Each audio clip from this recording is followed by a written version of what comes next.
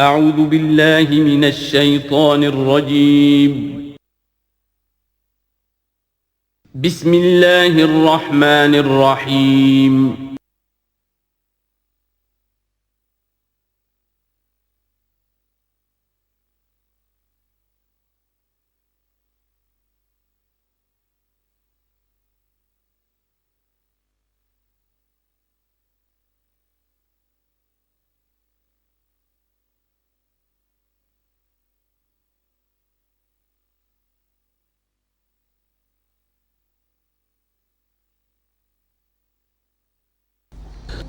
وَإِذَا قِيلَ لَهُمْ لَا تُفْسِدُوا فِي الْأَرْضِ، اور جب ان سے کہا جاتا تھا مت فساد کرو زمین میں، مراد کیا ہے اس سے؟ کہ جب محمد کو مان لیا کہ اللہ کے رسول ہیں، اب ٹھیک ٹھیک پیروی کرو، ان کے پیچھے چلو، ان کا حکم ہے تو جنگ کے لیے نکلو، ان کی طرف سے تقاضا آتا ہے مال پیش کرو، اور اگر تم اس سے کتراتے ہو تو فساد مچا رہے ہیں، جماعتی زندگی کے اندر فتنہ و فساد پیدا کر رہے ہیں۔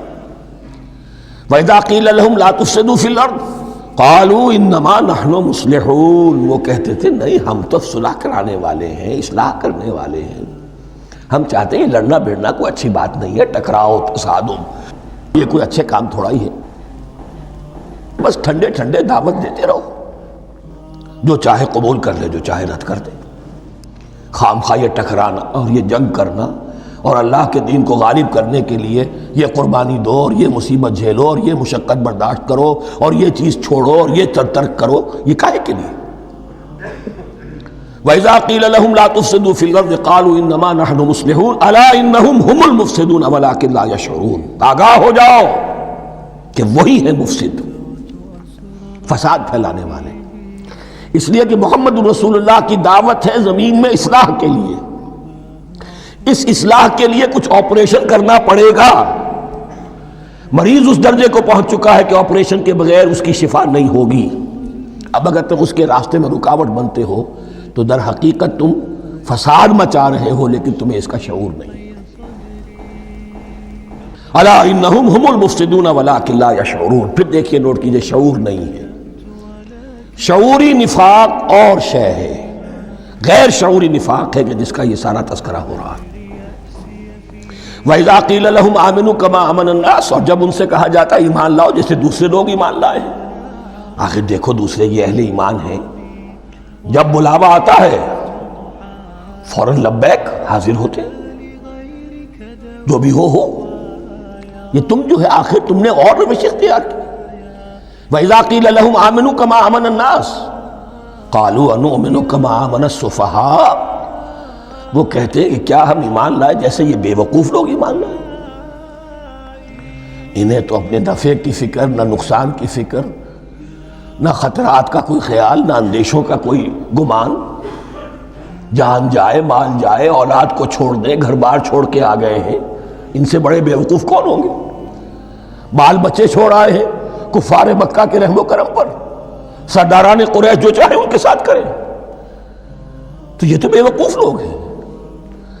آج کل آپ کہتے ہیں ایسے ہی لوگوں کو فینیٹکس ہیں، یہ فینیٹکس ہیں، دیکھ بھال کر چلنا چاہیے، دائیں بائیں دیکھ کر چلنا چاہیے، نفع نقصان کا خیال کر کے چلنا چاہیے، چاہے حق ہے ٹھیک ہے لیکن بہرحال اپنی مصلحتوں کو بھی اور اپنی اہل و عیال کی مصلحتوں کو بھی دیکھنا چاہیے۔ یہ لوگ تو معلوم ہوتا ہے کہ بالکل دیوانے ہو گئے، فینیٹکس ہو گئے۔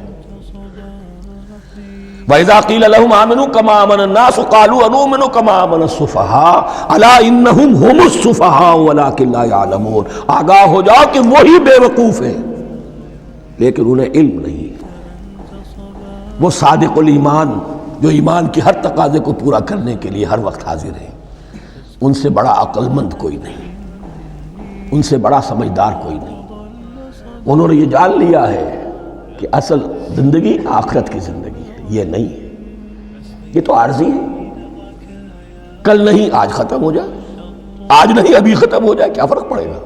جانا تو ہے، اب نہیں تو کل، کل نہیں تو پرسوں، جانا تو ہے، تو عقل تو ان کے اندر ہے۔ الا انہم ہم السفہاء ولکن لا یعلمون واذا لقوا الذین آمنوا قالوا آمنا، اور جب یہ ملتے ہیں ان سے جو اہل ایمان ہیں تو کہتے ہیں ہم بھی ایمان رکھتے ہیں۔ ابھی ان دونوں پر آئے گا۔ عام جو یہودی تھے وہ بھی کہتے تھے کہ ہم بھی تو آخر اللہ کو مانتے ہیں، آخرت کو مانتے ہیں، اور منافق تو تھے ہی جو رسول کو بھی مانتے تھے۔ وَإِذَا خَلَوْا إِلَىٰ شَيَاطِينِهِمْ، اور جب بھی اپنے شیطانوں کے پاس خلوت میں ہوتے ہیں، اور یہاں شیاطین سے مراد ہیں اہل کتاب یہود کے علماء، ان کے سردار، یا عبداللہ ابن ابی جو منافقین مدینہ کا سردار تھا۔ اگر وہ کبھی ملامت کرتا تھا، دیکھو تم تو معلوم ہوتا ہے بالکل مسلمانوں میں شامل ہی ہو گئے پوری طرح سے، تمہیں کیا ہو گیا، تم ہر بات مان رہے ہو۔ اب انہیں یہ کچھ نہ کچھ اپنی وفاداری کا یقین دلانے کے لیے کہنا پڑتا تھا، نہیں ہم انہیں بیوقوف بنا رہے ہیں، ہم ان سے ذرا تمسخر کر رہے ہیں، ہم ہیں آپ کے ساتھ ہی، آپ فکر نہ کریں۔ اسی لیے یہ دو منہ ہونا، نفق کہتے ہیں سرنگ کو جس کے دو دروازے ہوتے ہیں، باقی زیر زمین ہے۔ نافقہ گوہ کا بل ہے کہ دو دروازے رکھتا ہے، دو اس کے منہ رکھتا ہے کہ ادھر سے اگر کتا داخل ہو جائے شکار کے لیے تو ادھر سے نکل بھاگے، ادھر سے آئے تو ادھر سے نکل بھاگے۔ تو دو منہ انسان، یہ در حقیقت جس کو پھر سورہ نساء میں کہا گیا لا الہ ہؤلاء ولا الہ ہؤلاء، نہ ادھر کے ہیں نہ ادھر کے، مذبذبین بین ذالک، اس کے درمیان مذبذب ہو کر رہ گئے۔ یہ شیطان کا لفظ یہاں سمجھ لیجئے کہ اس کے دو رائے ہیں کہ یہ شطنہ سے بنا ہے یا شات سے بنا ہے، شین الف توئے یا شین تو نون۔ شطنہ کے معنی تباعدہ، کوئی بہت دور ہو گیا، شیطان سے مراد جو اللہ کی رحمت سے بہت دور ہو گیا۔ اور شاتا یشیتو کے معنی ہے احترق غضبا وحسدا، کوئی شخص غصے اور حسد کے اندر جل رہا ہو، وہ شاتا یشیتو ہے۔ اس سے فعلان کے وزن پر، رحمان کے وزن پر، غضبان کے وزن پر شیطان، یعنی وہ کہ جو حسد اور غضب کی آگ میں جل رہا ہے۔ تو یہ ایک تو شیطان وہ ہے کہ جو جنات میں سے ہے، جس کا نام عزازیل تھا پہلے، اب ہم اسے ابلیس کے نام سے جانتے ہیں، وہ ایک شیطان ہے، جنی ہے۔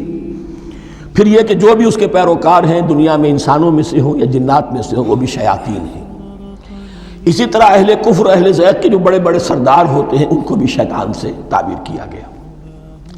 وَإِذَا خَلَوْا إِلَىٰ شَيَاطِينِهِمْ قَالُوا إِنَّا مَعَكُمْ، اور جب وہ خلوت میں ہوتے ہیں، علیحدگی میں ہوتے ہیں اپنے شیاطین کے پاس، سرداروں کے پاس، کہتے ہیں ہم تو آپ کے ساتھ ہیں، انما نحن مستہزئون، یہ تو ہم ان مسلمانوں کو بیوقوف بنا رہے ہیں، ان سے استہزاء کر رہے ہیں، تمسخر کر رہے ہیں۔ ہم تمسخر میں کہہ دیتے ہیں کہ ہم بھی آپ کے ساتھ ہیں، آمنا۔ اللہ یستہزئ بہم ویمدہم فی طغیانہم یعمہون، حقیقت کیا ہے کہ اللہ ان کا مذاق اڑا رہا ہے اور ان کو ڈھیل دے رہا ہے کہ وہ اپنے عقل کے اندھے پن میں بڑھتے چلے جائیں۔ اللہ تعالیٰ جیسا میں نے عرض کیا رسی دراز کرتا ہے، کوئی شخص غلط راستے پر جانا ہے تو جاؤ بھائی، فوراً تو نہیں پکڑتا، اگر فوراً پکڑ لے تو سیدھا ہو جائے گا، چلتے جائے، جہاں جانا چاہتے ہو جاؤ۔ تو ان کو بھی رسی دراز کر رہا ہے اللہ، لیکن یہ کہ اللہ یستہزئ بہم، یہ سمجھتے ہیں کہ مسلمانوں کا مذاق اڑا رہے ہیں، اصل میں مذاق ان کا اڑ رہا ہے اللہ کے نزدیک۔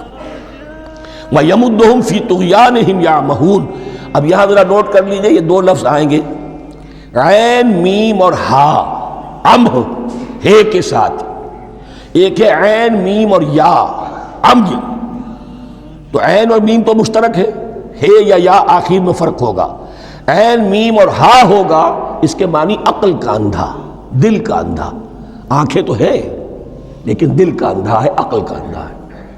اور عین میم یا جو آنکھوں کا اندھا ہو، عمیٌ اندھے، اعمیٰ اندھا۔